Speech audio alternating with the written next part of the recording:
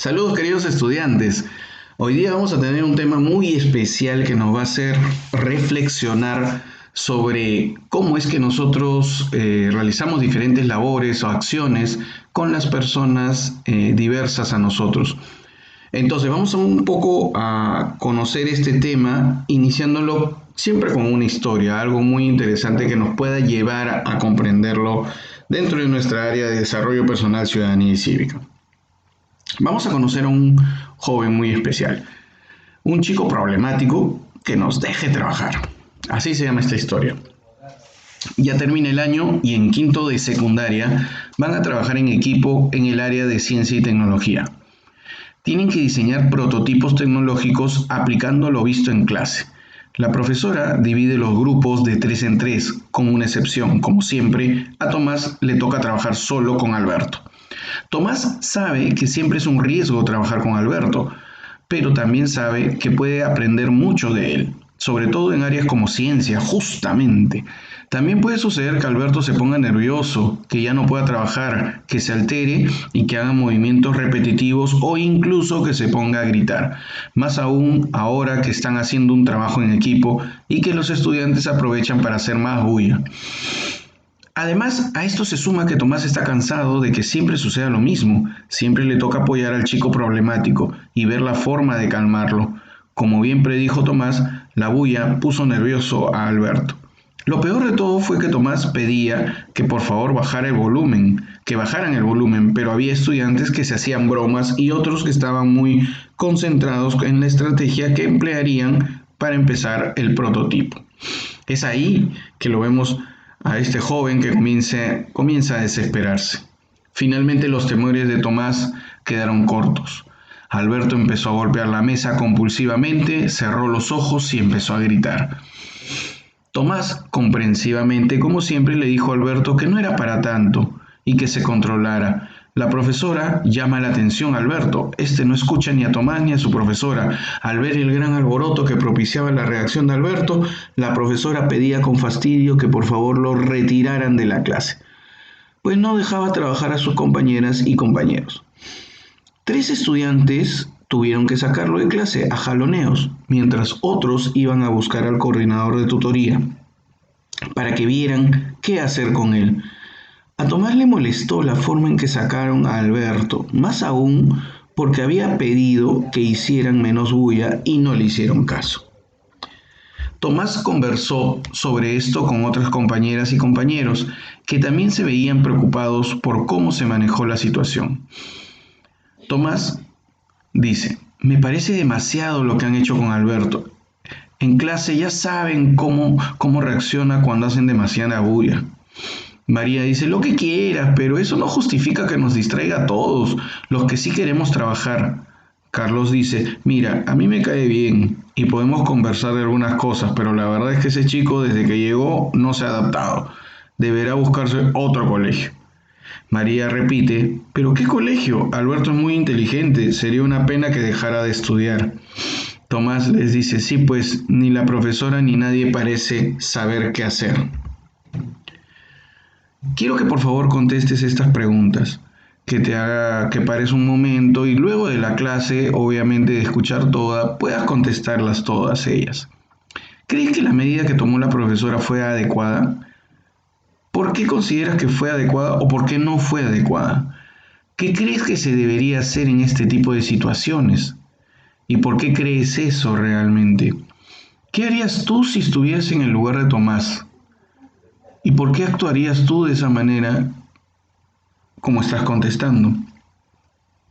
¿Sabes qué le podría estar pasando a Alberto? ¿Ya tienes conocimiento? Bueno, sé que con lo que hagamos del tema de hoy, sí vas a tener algún tipo de conocimiento sobre lo que le está sucediendo a Alberto.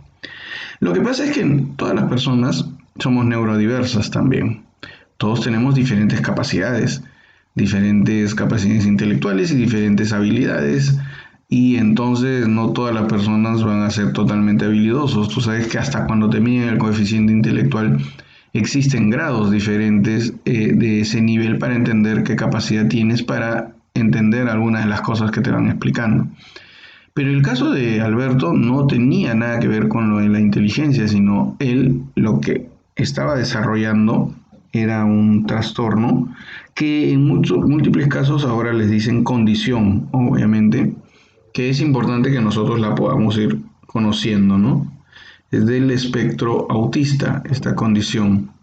Muy bien, se le va a denominar este trastorno de espectro autista o TAE, que más debemos de llamarlo nosotros como condición. Seguro tú has visto algunas películas donde has encontrado a algunas personas o actores representando a personas que son autistas, y es por eso que te quería mostrar ahora justamente esas películas y que tú no sabías que tenían justamente ese espectro autista. Lo que pasa es que los autistas, la verdad es que no tienen ningún retardo. Son personas inteligentes, pero que su socialización no es idéntica a la de otras personas, ¿ok? Le es difícil de desarrollar. Es más, esto se ha visto bastante en una serie que ahora último tú la puedes encontrar, como es The Good Doctor, donde vemos a un doctor obviamente con Asperger y que conoce bastante. Ahora, yo te he dicho ahora Asperger y no te había hablado de ese tema antes. Lo que pasa es que el Asperger es la condición de espectro autista mucho más ligera o suave, por decirlo de alguna manera, en la condición del autista que puede ser más severa. Entonces, acá hay unas características que tú vas a ver en estas películas que te las aconsejo que las puedas observar. Sería excelente que tú puedas observar ello para que puedas definir un poco más y te des cuenta de que las capacidades intelectuales están casi intactas, pero la situación real es sobre adaptación social, que es muy difícil. Cosas como, por ejemplo, entender el sarcasmo es algo que es casi imposible para una persona Asperger o un autista, porque no entiende por qué es que le dices algo y que se tenga que comprender de otra forma, ¿no? Eso es algo muy importante que debes considerar. Ahora, ¿cómo actúa nuestro país, cómo actúa nuestra comunidad y la escuela frente a casos de autismo?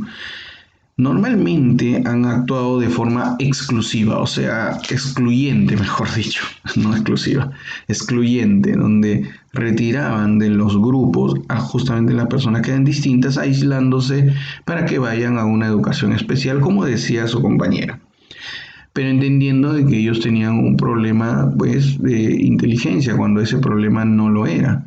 Entonces ellos, cuando van a un lugar así de niños con discapacidad, sienten que están siendo desperdiciados por sus cualidades que ellos realmente poseen. Ahora, nuestra sociedad busca que exista la inclusión, que todos sean partícipes y que todos tenemos que estar capacitados y adecuados justamente para entender a este grupo humano con estas condiciones específicas. Es por eso que es necesario que estemos siempre todos predispuestos a ello. Te pido a ti y a todos ustedes que por favor entiendan esta primera parte y por qué tenemos que hablar del tema, que eso puede suceder en cualquier espacio en el que nos encontremos.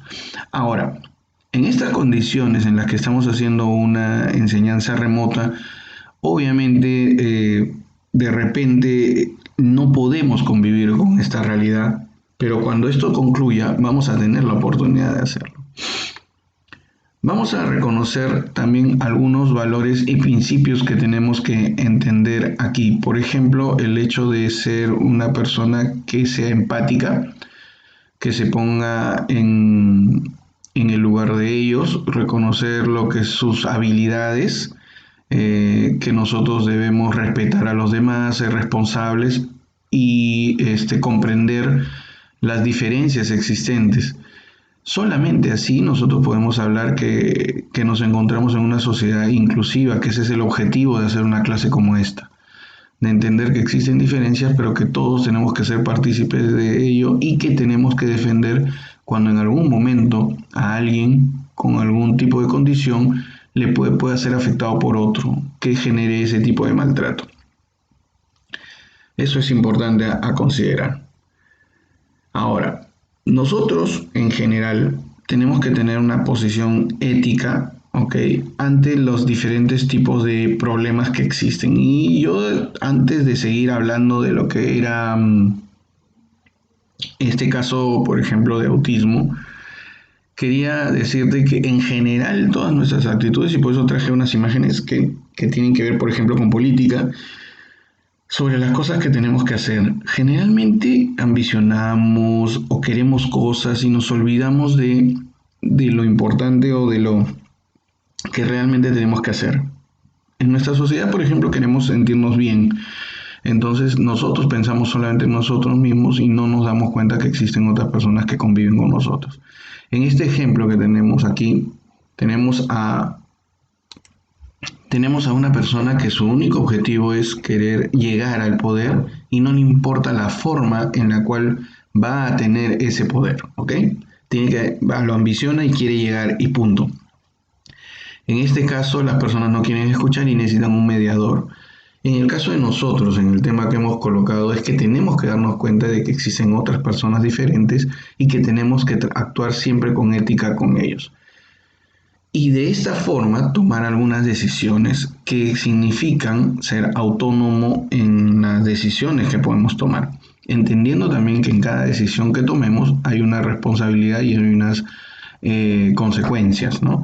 Entonces, relacionar tres conceptos importantes, cómo yo actúo, con lo mismo que yo pienso y con lo mismo que yo siento. Estas tres cosas van a generar justamente nuestro nivel de tomar decisiones propias. Yo pienso una cosa sobre las personas, siento también lo mismo, pero actúo diferente. Entonces quiere decir, porque actúo de acuerdo a lo que los demás están diciendo.